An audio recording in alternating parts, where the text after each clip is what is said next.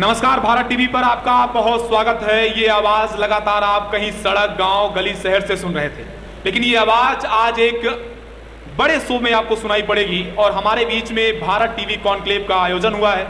और Bharat TV conclave का आयोजन हुआ है तो ये तीसरा स्थापना दिवस है। मैं आपको बता दें, भारत टीवी के तीसरे स्थापना दिवस पर भारत टीवी कॉन्क्लेव का आयोजन किया गया, जिसमें प्रतापगढ़ के आसपास के 6 जिलों को, वहां के एमपी, एमएलए और स्थानीय नेताओं को आमंत्रित किया गया इस कार्यक्रम में। कार्यक्रम के सेशन जो हैं वो निर्धारित हैं, सभी सेशन के गेस्ट अलग अलग निर्धारित हैं। पहला सेशन है और पहले सेशन में हमारे बीच में भारत टीवी के स्थापना के तीसरे इस सालगिरह पर ये कॉन्क्लेव में हमारे बीच में पहले गेस्ट के तौर पे प्रतापगढ़ सदर से विधायक राजेंद्र मौर्य जी हैं, जिनका हम इस कॉन्क्लेव में स्वागत करते हैं। स्वागत इस बात का करते हैं कि विधायक जी ने अपना समय दिया, लेकिन स्वागत होगा कुछ कठिन सवालों से भी, वो भी दौर आपके बीच में आएगा। भारत टीवी का जो ये कॉन्क्लेव है ये 27 और 28 अप्रैल 2023 को प्रतापगढ़ चिलमिला के भवानी पैलेस में आयोजित हो रहा है। आज लगभग घड़ी में 1 बजने वाले हैं और पहला सेशन लेकर हम आपके बीच में हाजिर हैं। पहले सेशन जो कि आधे घंटे के होंगे और आधे घंटे के बीच में तमाम सारे प्रतापगढ़ सदर के तमाम सारी राजनीतिक गतिविधियों के बारे में हम प्रतापगढ़ सदर विधायक राजेंद्र मौर्य जी से जानेंगे, उनसे बातचीत करेंगे। सर, सबसे पहले भारत टीवी कॉन्क्लेव में आपका बहुत स्वागत है। बहुत बहुत धन्यवाद। मैं भारत टीवी के तीसरे स्थापना दिवस पर विशेषकर आपको जो अभी हेड हैं हार्दिक बधाई, शुभकामना देता हूं। भारत टीवी परिवार को निरंतर ऐसे प्रतापगढ़ की पूरे प्रदेश की आवाज़ बन करके जन समस्याओं को, आम जनमानस के समस्याओं को अपने टीवी के माध्यम से आप उसको दिखाते रहें और जनता जनार्दन के हित को ध्यान में रखते अपना कर्तव्य करते रहें। बहुत बहुत धन्यवाद। विधायक जी, हार्दिक आभार, धन्यवाद। अब अखाड़ा सज चुका है, 2 पहलवान बैठ चुके हैं, हम आपके लिए बैठे हैं, विधायक जी भी आपके लिए ही बैठे हैं। चूंकि विधायक जी को आपने चुना है, अपने 5 सालों को दिया है, तो सवाल तो बनते हैं। सवाल इस बात के बनते हैं कि क्या विधायक जी ने पिछले 2 सालों में, 2 साल होने ही वाले हैं, और 2 सालों में क्या कुछ किया है और आगे आने वाले 2-3 सालों में क्या कुछ करने वाले हैं। क्योंकि 5 साल जब आप किसी विधायक सांसद को आप देते हैं तो उसे आप 5 साल की अपनी सारी उम्मीदें भी सौंप देते हैं। हिसाब किताब होना ही चाहिए। भारत टीवी कॉन्क्लेव का अखाड़ा सज चुका है और उसमें हम भारत टीवी के जरिए आपके उन चुनिंदा मुद्दों को, उन सवालों को विधायक जी से उनसे बात करेंगे, उनके सामने रखने की कोशिश करेंगे कि आखिरकार ये जो कुछ हो रहा है, आज के समय में जो कुछ हो रहा है, उसे वो कैसा दिखते हैं। चाहे वो राजनीतिक माहौल को लेकर हो, चाहे बीजेपी का वो नारा सबका साथ सबका विकास से लेकर हो, तमाम सारी वो चीजें जो लगातार राजनीतिक मानचित्र पर इस वक्त मचल रही हैं, टहल रही हैं। लगातार कई आरोप भी लगते रहे हैं, लगातार कई संगीन आरोप लगते रहे हैं, उन आरोपों का भी हिसाब किताब करेंगे। उसके अलावा ये भी जानेंगे कि आखिरकार सदर को अभी तक क्या मिला है और आने वाले समय में सदर को क्या मिलने वाला है।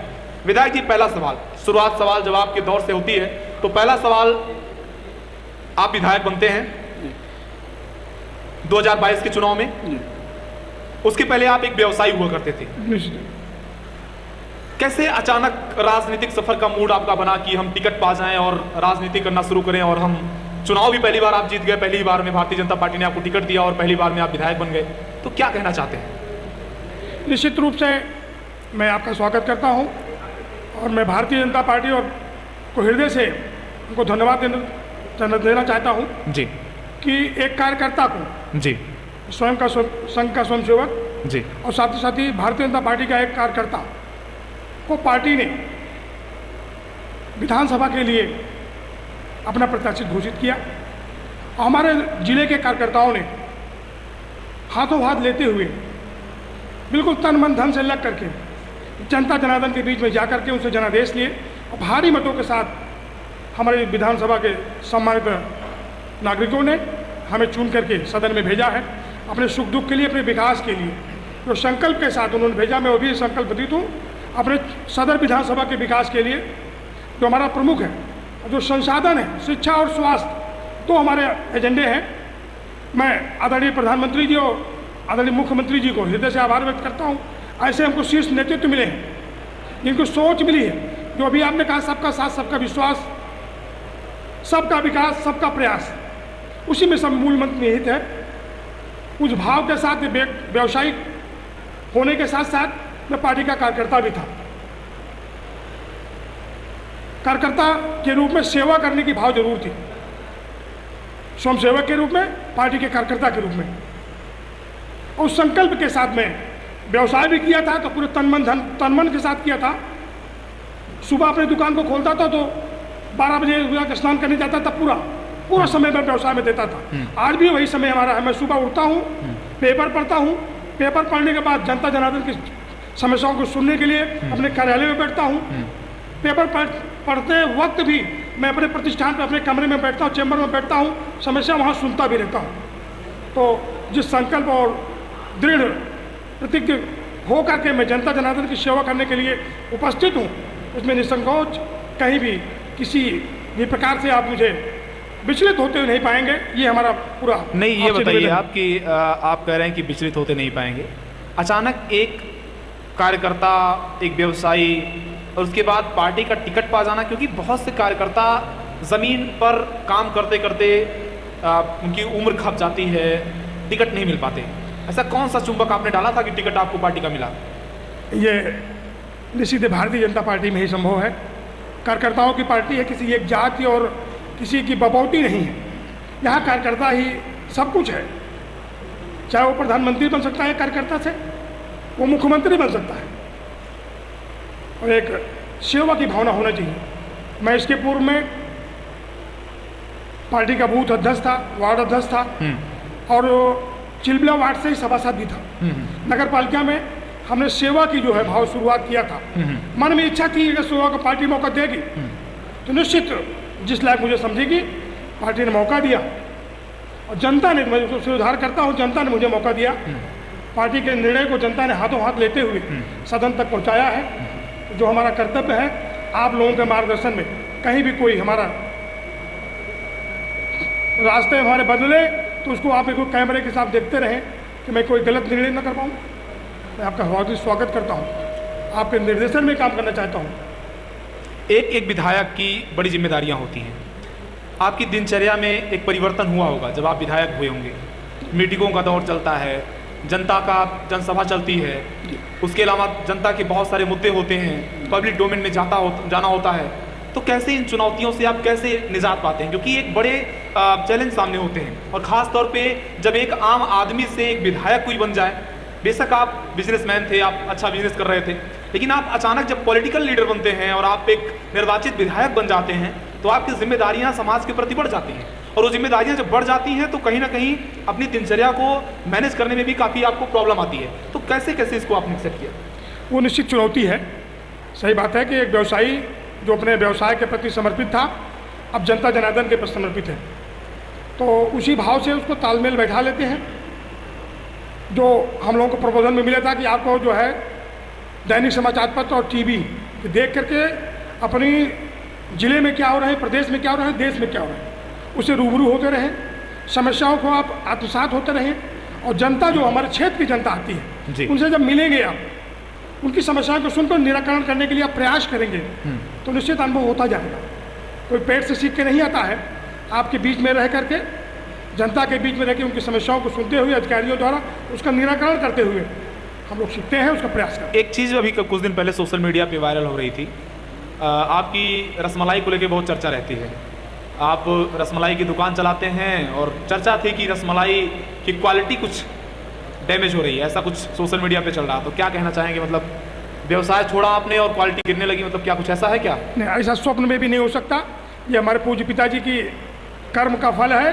उन्होंने इसको निजात किया और मेरी हार्दिक इच्छा रहेगी राजनीति के साथ साथ व्यवसाय पे मैं जब सुबह उठता हूँ तो पहले दुकान में जाता हूँ, जो कार्य क्षेत्र से लौटता हूँ तो पहले दुकान को देखता हूँ, हमारा कस्टमर क्या पा रहा है क्या नहीं पा रहा है, उसको चखता भी हूँ। ऐसे आप निश्चिंत रहिए, क्वालिटी से कोई समझौता नहीं, चाहे वो हमारी रसमलाई हो चाहे हमारी राजनीति हो।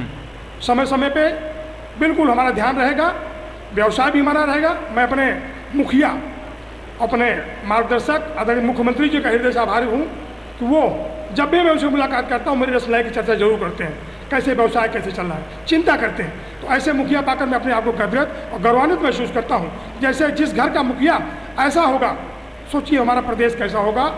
जो आज प्रदेश बदल रहा है, देश बदल रहा है, ऐसे सोच के धनी व्यक्ति के हाथों में बागडोर है, उसी का ये परिणाम है। एक सवाल और बन जाता है, चूंकि बगल का जिला है प्रयागराज, बहुत सुलग रहा है।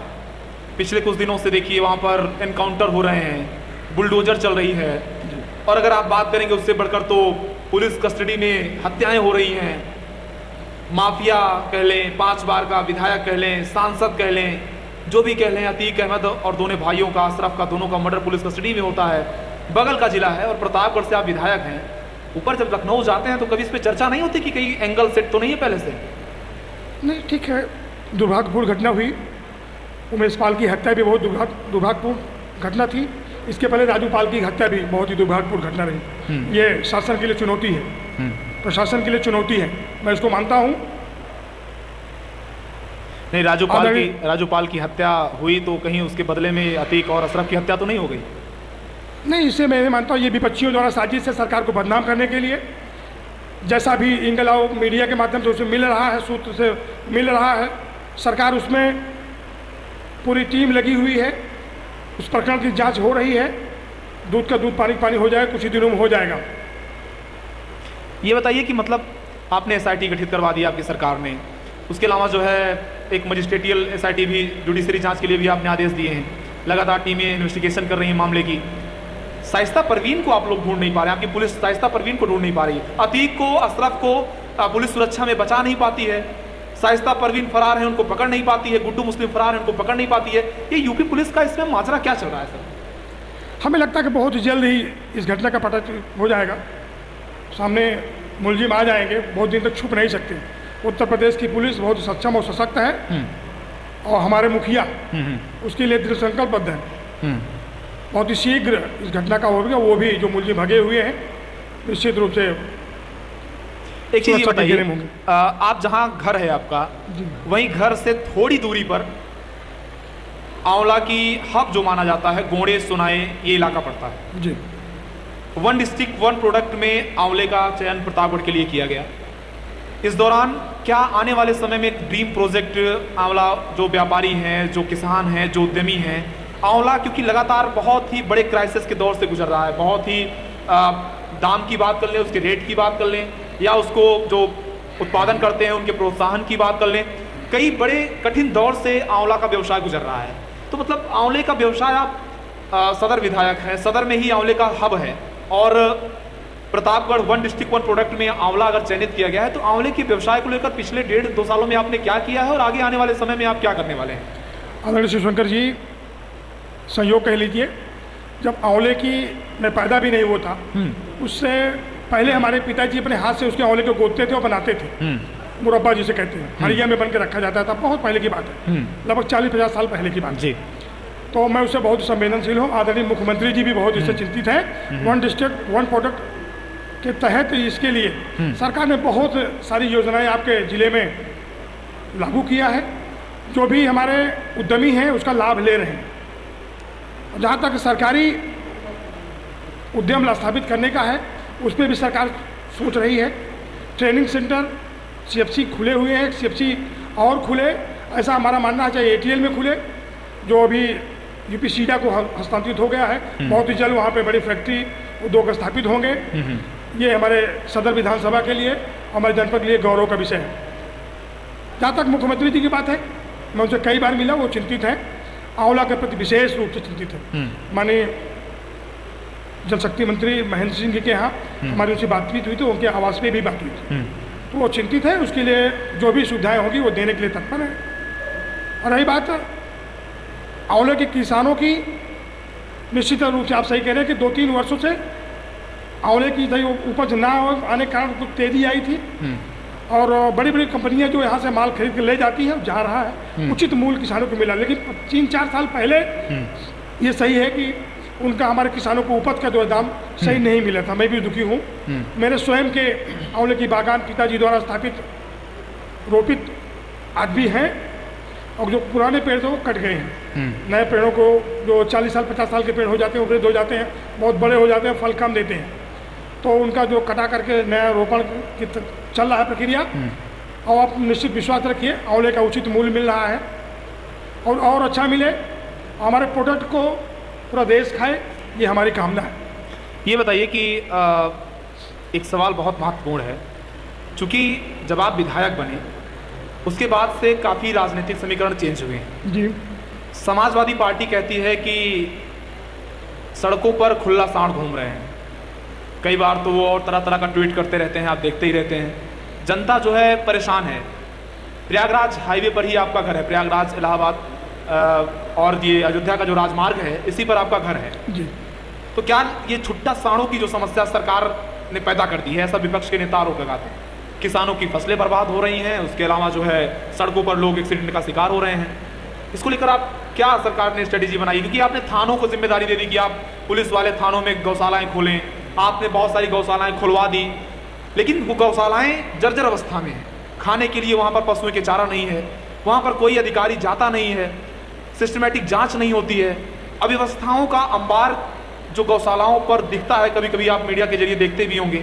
उसके अलावा जो है विपक्ष के नेता लगातार ट्वीट भी करते हैं। तो क्या कहना चाहेंगे, ये व्यवस्था जो है इस पर क्या काम आप लोग कर रहे हैं? निश्चित ही एक चुनौतीपूर्ण कार्य है। आदरणीय मुख्यमंत्री जी के जो संकल्प है कि हमारे गौवंश की हत्या ना हो, उसके प्रति हम आम जन का, आम नागरिकों का एक दायित्व बन जाता है, कैसे हम उसको संरक्षित करें, सुरक्षित रखें। हमारी भी उसमें जिम्मेदारी बढ़ जाती है। अभी विधानसभा सत्र के दौरान ये बात आई थी, सरकार उस पर भारी बजट भी दिया है। गांव के प्रधान को जिम्मेदारी दी गई है, सीडीओ मैडम के निर्देश में, पशुपालन विभाग के नेतृत्व में। हम लोग चिंतित हैं, जो छुट्टा आवारा पशु गोवंश रोड पर घूम रहे हैं, उनको पकड़ पकड़ के गौशालों में ले जा करके उनके खान पान की जो समुचित व्यवस्था करने का संकल्प लिया गया है, वो हो रहा है। और किसानों को विशेष रूप से एक गोवंश पर एक निश्चित राशि निश्चित की गई है, सुनिश्चित की गई है। उस प्रक्रिया में भी काम हो रहा है। हमें आशा विश्वास है कुछ ही दिनों में इस पर प्रभावी कदम उठाया जाएगा। एक सवाल और बनता है कि चूंकि अब आप अपना दल की कभी संस्थापक रही सोनेलाल पटेल जी की पत्नी कृष्णा पटेल जी के खिलाफ चुनाव मैदान में थे और आपने चुनाव जीता भी था, तो क्या लगता है कि चुनाव के बाद से कभी पब्लिक डोमेन में वो आपको दिखी हैं, या फिर क्या लगता है उनकी एक्टिविटी इस समय कैसी है? कुछ पता है आपको, क्योंकि आपके खिलाफ चुनाव लड़ी थी? तो निश्चित रूप से वृद्ध हैं, माता तुल्य हैं, मैं उनको माता ही मानता हूँ। अनुप्रिया जी की माता है तो हमारी भी माता है जी। मैं उनको सम्मान करता हूँ, हृदय से सम्मान करता हूँ जी। और यही कारण रहा है कि जनता ने उनको समर्थन नहीं दिया, क्योंकि बाहरी पड़ जाती है, वो समय हमारे विधानसभा में विशेष रूप से न दे पाएंगी। ये भी उनके हार का कारण भी था। निश्चित जनप्रतिनिधि अपना स्थानीय हो, बाहरी किसी दूसरे जनपद से आकर के दूसरे क्षेत्र में अपने आप को स्थापित करना एक बहुत चुनौतीपूर्ण कार्य है। और इसको मैं बहुत ज़्यादा कह भी नहीं सकता, बगल से पट्टी से राम सिंह जी को भी चित्रकूट से आए हुए हैं, करवी बांधा से आए हुए हैं, तो ये भी किंवदंती है, कहीं से सफल भी हो सकते हैं। लेकिन मेरा मानना था उनकी अवस्था और बाहर का प्रत्याशी होने के कारण जो जनता जनार्दन ने उनको आसानी सफलता नहीं दिया। अच्छा, एक आरोप और लगता है कि सदर विधायक और कुछ नेता हैं जिनके बारे में लगता है कि पुलिस प्रशासन सुनता कम है। सच सच दिल से बताइएगा कि पावर चल रही है पूरी ना, सुनते हैं लोग कि नहीं सुनते हैं? निश्चित हमारे पास जो समस्या लेकर आता है, मैं घर घर भाई भाई के झगड़े में नहीं पड़ता हूँ।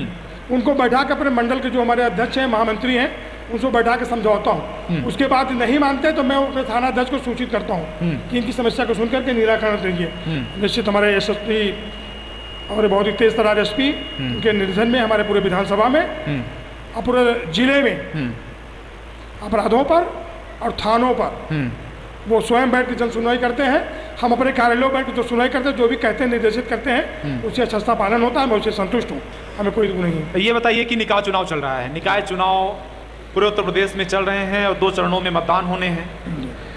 4 मई को प्रतापगढ़ में भी वोटिंग है और उसके अलावा लगातार तमाम जगहों पर कई जिलों में वोटिंग है। क्या लगता है निकाय चुनाव में इस बार समाजवादी पार्टी कह रही है कि इस बार जो है हम बुलडोजर वालों को समझाएंगे, इस बार हम लड़ाई अच्छी लड़ेंगे और इस बार पलटवार करेंगे और विधानसभा चुनाव 2022 का बदला लेने की तैयारी कर रहे हैं? वो क्या कहेंगे? ये उनका दिवा स्वप्न है। हमारी सरकार है केंद्र और प्रदेश दोनों जगह, और तीसरी सरकार के लिए हम जनता के बीच में गए हैं समग्र विकास के लिए। चूँकि कई नगर नए पंचायतें नई बनी हैं। गांव की पृष्ठभूमि से, बाजारों की पृष्ठभूमि से उनको नया नगर पंचायतें बनी हैं। और हमें गर्व है कि हमारे ज़िले में 18 नगर पंचायतें, एक नगर पालिका है। और मेरे कुल व्यक्तिगत सदर विधानसभा में 2 नई नवसृजित नगर पंचायतें हैं। हम लोग सांसद, विधायक, हमारे मंडल के पदाधिकारी रात दिन एक मेहनत कर रहे हैं अपने प्रत्याशियों के साथ और जनता से उसका आशीर्वाद मांग रहे हैं। सजाने और संवारने का जो कल्पना लेकर के हम वो आए थे कि गांव को नगर जैसा बनाएंगे। सरकार ने तो 2 नगर पंचायतें बढ़ाकर हमको दे दिया है, तो मैं उनसे समर्थन मांग रहा हूँ। न कोई संशय, न कोई भूल, अपना प्रत्याशी कमल का फूल, विकास किए हैं, विकास करेंगे, इस वादा के साथ आपके बीच में हूँ। हमारे प्रत्याशियों को आप विजयी बना करके उनका बोर्ड गठित करके दें। हम लोग विकास की कोई भी कमी नहीं। ये बताइए कि अभी एक सवाल और है कि जैसे आप विधायक हैं, विधानसभा में बोलते कम है क्या आप? अब ये इसके लिए हमारा दुर्भाग्य कहिए, इस बार हम 3 बार अपना नाम डाले कि दुर्भाग्य से मेरा नंबर आते आते कट गया। तो मैं अगली बार मैं स्वयं शिकायत करने विधानसभा अध्यक्ष के पास गया कि भाई उसमें जो व्यवस्था देख रहे हैं वहाँ पे नंबर आपका लिखा हुआ, पन्ने पर आप देख लीजिए, नाम लिखा हुआ, तो वहाँ जाते जाते आप नहीं रह जाते हैं। प्रयास करिए कि आपका नंबर 1-2 पर है। तो मैं अगली बार जो है निश्चित प्रयास करूंगा। जहाँ तक हमने संकल्प पढ़ा था ATL का, एक बार हमको पहले उसमें जो है मौका मिला था संकल्प पढ़ने का, तो मुझे भी मलाल रहता है कि अपने क्षेत्र की जनता की समस्या को मैं पैड के द्वारा तो दे देता हूँ, लेकिन वहाँ पे मौखिक रूप से बोल कर नहीं दे पाता। ये बहुत सही कहा आपने, मुझे दुख रहता है। आदरणीय विधानसभा अध्यक्ष जी ने ये कहा था हम लोगों के प्रबोधन में कि अधिक से अधिक लोग बोलने का प्रयास करेंगे, और लोग उसमें बहुत उत्सुक भी थे। मैं देख रहा था एक दिन में 25-30 लोग लाइन में थे और लगभग 100-150 लोग मौका मिला। लेकिन मेरा दुर्भाग्य रहा, बजट पे भी मौका नहीं मिला। मैं PWD विभाग पे बोलना चाहता, उसमें नहीं मिला, सिंचाई पे बोलना चाहता था। तीनों विषयों को मुझे मौका नहीं मिला, ये मुझे दुख है। इस बात को नोट करिएगा। प्रतापगढ़ सदर विधायक इस वक्त की हमको बड़ी खबर दे रहे हैं कि ये नाराज है इस बात से लेकर इनकी सरकार में ही इन्हें विधानसभा में बोलने का मौका नहीं मिल रहा है। इस बात को नोटिस करिएगा। अगला सवाल सर, ये बताइए कि विधानसभा में तो बोल नहीं पा रहे हैं, तो जनता के बीच में क्या जवाब दे रहे हैं फिर? देखिए, जो आपने कहा बोल नहीं पा रहे, हम उस पर आपको थोड़ा जवाब देंगे जी। वहाँ एक परंपरा है, किसी विषय पे आपको रखने के लिए आपको नाम लिखाना पड़ता है, नंबर आने पर आपको सूचित है, अब आप अपने टेबल पर बोल सकते हैं। ऐसा कोई मीटिंग नहीं है। आपके इस समय सरकार में कितने विधायक हैं? आपके इस समय सरकार में कितने विधायक हैं? टोटल विधायक आपके कितने हैं मेरे सरकार में? हाँ, आपके पार्टी में कितने विधायक हैं इस वक्त? और हमको लगता है कि जितने विधायक होंगे उससे कई गुना ज्यादा दिनों से आप जो है विधायक हैं। अगर 300 कुछ विधायक हैं आपके, तो आप 2 साल लगभग हो गया है, तो लगभग 2 गुने दिन मिले हैं आपको। मतलब इतने दिनों में आपको एक बार ही मौका मिला है। इस बात को हम नोटिस कर रहे थे। नहीं, नोटिस करने के बाद जहाँ तक है, तो हमारा कहना ये है कि उसमें तो सत्र होता 4 दिन का जी। राज्यपाल जी के भाषण का 2 दिन का समय मिलता है जी। 2 दिन में लगभग 12 बजे के बाद से कार्यक्रम चालू होता है, 3 बजे के बाद से जी। तो आप प्रश्नकाल में आप बोलना शुरू करते हैं जी। तो घंटा मिलता 5 से 6 घंटे में जी। उसमें 5 मिनट 10 मिनट मौका ऐसे ही सिटे लगते हैं जी। तो उसमें नहीं मिला, इसका मुझे मलाल है। आगे भविष्य में अपनी बात रखने के लिए, क्षेत्र की बात रखने के लिए प्रयास करूँगा। ठीक है, तो ये बताइए कि इंटरव्यू हम अपने आखिरी पड़ाव में हैं, कुछ 2-3 सवाल और हैं सर, जो लगातार इस वक्त बहुत चर्चा में है। मैं फिर वहीं ले चलना चाहूँगा, बगल के जिले प्रयागराज में जी। कैसे कंट्रोल करते हैं? आपके बाबा का कितना डर है अपराधियों में? मतलब क्योंकि समझिए इतना बड़ा मर्डर हो जाता है, 2 माफिया जो है पुलिस कस्टडी में जिनकी हत्या हो जाती है, उसके बाद दंगे नहीं होते सर। 2017 के पहले की तस्वीर बताइए और इस बार की तस्वीर बताइए, क्या बदलाव हुए हैं? निश्चित ही हमारे नेतृत्व का है, आदरणीय मुख्यमंत्री जी के कुशल नेतृत्व का है। हनक शासन की हनक होनी चाहिए। गुंडे माफिए, मैं एक ही वर्ग की बात नहीं करता, थर-थर कांपने चाहिए। ये पहले व्यवसायियों से रंगदारी मांगी जाती थी, अब मांगी जाती है? व्यवसायी आप भी हैं, निश्चित आप मीडिया से हैं, आपको भी आपके संज्ञान में होगा प्रशासन कितना चुस्त दुरुस्त है। एक घटना भी हमारे बाबूगंज में हुई है, तत्काल तुरंत SP और DM और सारे अधिकारी वहाँ पहुँचते हैं। उस घटना के लिए पूरे तेजी के साथ जमीनी हकीकत उसको ढूंढने के लगे हुए हैं। जल्द से जल्द उसकी जो है पटाक्षेप होगा। ये बताइए कि आखिरी सवाल आपसे रहेगा चलते चलते, एक विधायक बनना कितना कठिन होता है, और जब कोई एक विधायक बन जाता है, जनता के बीच जाता है, क्योंकि एक आप सामान्य व्यक्ति थे, आपके पिताजी का व्यवसाय था, उसको विरासत को आपने आगे बढ़ाया, एक नॉर्मल फैमिली से आके विधायक बनने तक का पढ़ाई का भी दौर रहा होगा, आशिकी का दौर रहा था कभी? आशिकी का दौर रहा था आपकी भी? गर्लफ्रेंड बॉयफ्रेंड कभी हुए थे कभी? इस पचड़ी में मैंने कभी पढ़ा नहीं। कभी नहीं पढ़े? कभी नहीं पढ़ा। तो जब आप पढ़ते थे, मैट्रिक पढ़ाई पढ़ते थे, जब मैट्रिक किया, तो मतलब पढ़ाई में जब पढ़ रहे थे तो क्या मन में कभी था कि हम कभी विधायक बनेंगे, सांसद बनेंगे? और ये बनने तक का जो कठिन संघर्ष था, अपने संघर्ष को आप क्या बताएंगे हमारे दर्शकों को कि कैसा कैसा संघर्ष आपने देखा है? सेवा करने का भाव जरूर था, विधायक एमपी बनने का सेवा मन में भाव नहीं था, लेकिन जन सेवा और समाज सेवा का भाव था। धार्मिक प्रति शुरू से मेरी रुचि रही, और धार्मिक आयोजन करना, चाहे कथा का हो, चाहे दुर्गा पूजा का हो, इन आयोजनों में मेरी रुचि थी, बचपन से थी। सामने हमारे हनुमान जी का मंदिर है, और मैं अपने बचपन में अपने माता पिता से चंदा लेकर के 44 रुपये लेकर के एक चौकी निकाला करता था हनुमान जी का। कितना रुपए लेके? 44 रुपये लेके ठेले पे लाख निकालन करता था हनुमान जी का स्वरूप बैठा करके। धीरे धीरे उसका स्वरूप बढ़ा, नवरात्रि में बहुत बड़े बड़े पंडाल प्रतापगढ़ में एक लोकप्रिय और जनप्रिय हुआ था जी। तो हम लोग भी वो भी दौर देखे थे। अभी सामान्य रूप से सजावटें होती हैं, तो निश्चित। फ्यूचर प्लानिंग क्या है, जाते जाते बता दीजिए कि फ्यूचर प्लानिंग क्या है, क्योंकि प्रतापगढ़ सदर जिस तरीके से हर जिले का पॉस इलाका माना जाता है, सबसे हॉट सीट मानी जाती है, ये माना जाता है कि जो किसी भी जिले का जो सदर एरिया होता है वो काफ़ी डेवलपमेंट के लिए जाना जाता है। लेकिन आपका जो प्रतापगढ़ सदर है बहुत ही विकास में पिछड़ा हुआ नजर आता है। आप कभी गाँव जाइए और गाँव में आपको जो सड़कें हैं, आपने हाईवे बना दिए, आपने एक्सप्रेसवे बना दिए, लेकिन जो गाँव की पगडंडियाँ हैं, जो गाँव की सड़कें हैं, उनका अभी वही बुरा हाल, वही खस्ता हाल है। क्या प्लानिंग है, क्योंकि अब आने वाले 3 सालों में ऐसा क्या लगता है कि गांव की जो कनेक्टिविटी वाली सड़कें हैं, दो गांवों को, दो मौसों को जो जोड़ती हैं, क्या उनकी स्थिति अब सब बेहतर से बेहतर होने वाली है? निश्चित रूप से होने वाली है। मैं ये कहूँगा जी, पिछले 2 साल पहले समझ लीजिए कोरोना का जो प्रकोप था जी, उसके कारण विकास का कार्य नहीं हो पाया था, और पूर्व में हमारे ही सहयोगी रहे थे, विधायक रहे। कोरोना ही मान लीजिए 2 साल का जो कार्यकाल बीच में अवरोध आया जी, और सदन में आपने सुना हो राजा भैया ने जो कहा था, मैं उससे बात से सहमत हूँ। क्या कहा था उन्होंने?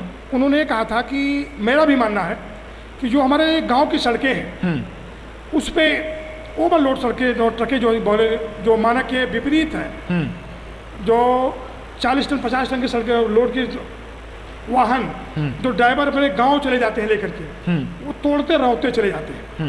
इसके कारण जो हमारी गांव की जो सड़कें हैं, वास्तव में कई एक सड़कें हैं जो बहुत ही खस्ता हाल है। मैंने अभी 2 दिन पहले PWD विभाग को सब लिखित करके कार्यसूची हमने भेजा है।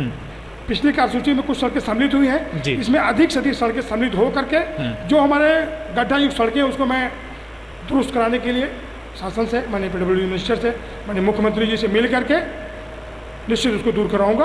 आपकी शिकायत को दूर करने का नहीं, मेरी शिकायत नहीं, ये पब्लिक डोमेन में आम चर्चा है सर। निश्चित। और उसके अलावा मैं आपको बता दूं, एक खास बात ये है, आपका घर नगर पालिका के एरिया में पड़ता है जी, प्रयागराज हाईवे पे पड़ता है जी। यही प्रतापगढ़ के, यही शहर के व्यवसायी, उनकी ट्रकें नो एंट्री के बावजूद अंदर आती हैं, उनकी ट्रकें ओवरलोड चलती हैं। क्या आप लोग मतलब कभी पॉलिटिकल हैं, आप लोग लीडर हैं, कोई यहाँ का अध्यक्ष है नगर पालिका का, कोई विधायक है, कोई सांसद है, आपका ही व्यवसाय है, लगता नहीं कि जनता ने हमको 5 साल के लिए चुना है, वोट दिया है, तो हम जनता के लिए मुसीबत नहीं खड़ी कर रहे हैं कि एक्सीडेंट होते हैं, जाम लग जाता है, चीज़ें बहुत डिस्टर्ब हो जाती हैं? तो क्या कभी आपने इसके लिए कार्रवाई की कि मतलब हम जो नगर पालिका की जो एरिया है जहाँ पे नो एंट्री है, वहाँ के बाद से हमारी जो ट्रकें हैं वो जो एक टाइम है उसके बाद से वो एंट्री नहीं करेंगी? ऐसा कभी आपने कभी अधिकारियों से बात की? अधिकारियों ने सुनी भी नहीं? निश्चित तो हमने बात किया है, और ये दुर्भाग्यपूर्ण है कि आने वाले कुछ ही वर्षों में जी, मेरा मानना है 1 वर्ष से ज़्यादा नहीं लगेगा, जब हमारा ये मेन हाईवे जी, जब सीसी रोड और डिवाइडर युक्त रोड टू नाली बन जाएगा जी, और साथ साथ बाईपास बन रहा है जी, तो ये समस्या वर्ष भर के अंदर हो जाएगा, निश्चित इसका निराकरण हो जाएगा। और जहाँ तक आपने कह रहे हैं जी, मैं मानता हूँ यदा कदा ट्रकें आ जाती हैं जी, लेकिन हमारा सख्त निर्देश है कि जब तक 10 बजे के पहले जी सोनावा के पहले एंट्री न करें। जी कभी चूँकि मेरा भी व्यवसाय है जी मैं 10 बजे अपने क्षेत्र से वापस आ जाता हूँ कभी कभी जी तो देखता हूँ जी। तो मैं तुरंत अपने चौकी इंचार्ज से कोतवाल से कहता हूँ जी। कि सड़कें कैसे कैसे ट्रकें अंदर आ गई। बिल्कुल। तो इसमें सख्ती के साथ उसका अनुपालन हो रहा है। RTO से मैं कहता हूँ तो निश्चित मैं आपको आश्वस्त करता हूँ, अपने क्षेत्र की जनता को आश्वस्त करता हूँ जी जो कष्ट हो रहा है। जी कुछ ही दिन शेष हैं। मेरा मानना है हमारा नगर हमारे सदर विधानसभा का स्वरूप बदला हुआ स्वरूप आपको दिखाई पड़ेगा। माननीय सांसद जी और मेरे स्वयं के प्रयास से शहर का बीचों बीच जो जाम की समस्या है उससे भी निजात मिलेगी। बड़े वाहन ट्रक जो शहर के अंदर घुस जाते हैं वो बाईपास से निकला करेंगे। तो आपकी बातों का भी मैं सम्मान करता हूँ, हमारे क्षेत्र की जनता से प्रणाम करता हूँ और उनसे निवेदन करता हूँ जैसे इतना दिन हुआ अनुशासन के साथ कोई भी ट्रक अपने समय के पहले नहीं आएगा। मैं आपको आश्वासन देता हूँ और पूरे प्रशासन से भी उनको भी आपसे निवेदन करता हूँ जो नियत समय है उसके पहले भारी लोड की ट्रकें शहर के अंदर प्रवेश न करें, ऐसा मेरा मानना है। पार्टी के नाम पे विधायक बन गए थे या आपकी भी अपनी कोई लोकप्रियता कोई छवि थी, लगता क्या है? सबसे पहले मैं आपको ये बता दूं कि पार्टी सब कुछ होती है जी। मेरा ये मानना है एक कार्यकर्ता पार्टी में ही जीता है, पार्टी के लिए ही मरता है जी। तो पार्टी से बड़ा कुछ नहीं है जी। पार्टी ही वजूद है। पार्टी से निकाल दीजिए तो सारे लोग शून्य हो जाएंगे, उनका जनाधार कुछ नहीं होता। रही बात मेरे जनता जनार्दन, हमारे पिताजी की कर्मभूमि जहाँ भी मैं जाता था परिचय का मोहताज नहीं था, एक कार्यकर्ता होने के नाते और पिताजी की रसमलाई के नाते जहाँ जाता था रसमलाई वाले हैं उसका प्रचार जो है प्रचार मेरा हो जाता था। तो मैं ये मानता हूँ हमारे पिताजी हमारे आगे आगे चलते थे। तो हमारे पिताजी जो कर्मभूमि थी उनके कर्म का जो फल था मेरे आगे आगे चलता था। पार्टी का सिंबल तो मेरे साथ लेकर चलता ही था। 1.5 साल 2 साल में आपने जो विकास किए हैं वो प्रमुख कार्य कौन से हैं और आने वाले 3 सालों में क्या करने वाले? शिक्षा के रूप में आप मानेंगे तो मुझे जो हमारे दोनों GIC विद्यालय हैं, एक GGIC और GIC, उनमें बहुत ही संसाधन की कमी थी। अलंकार योजना में उसको सम्मिलित करा करके यथाशीघ्र विज्ञान के लैबशाला जो काफ़ी दिन से बंद थी जी उसको चालू करना है। जी। 2 GIC, एक बालिकाओं का एक पूर्व बच्चों का, शीघ्र ही उसमें पठन पाठन चालू हो जाएगा। हमने 2 GIC के लिए माननीय मुख्यमंत्री जी से निवेदन किया है जो गोंडे गांव के सुधाकर सिंह पार्क के पास में और एक उनके द्वारा घोषित मतपुर में था डिग्री कॉलेज, उसके लिए।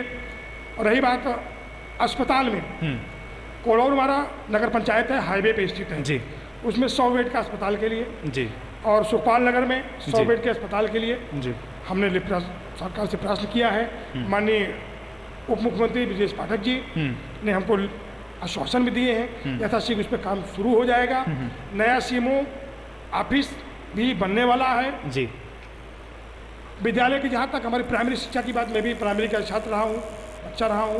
प्राइमरी में सरकार कायाकल्प की जो योजना चला रही है उस पर देख रेख करके प्राइमरी के विद्यालय में सारे संसाधन से युक्त हमारे बच्चों को पठन पाठन की सुविधा उपलब्ध हो, गुणवत्तापूर्ण शिक्षा मिले, ये अपना मानना है। शिक्षा और स्वास्थ्य जो मेन है, विकास, ये काम आपने किए हैं और आगे ये काम आप करेंगे।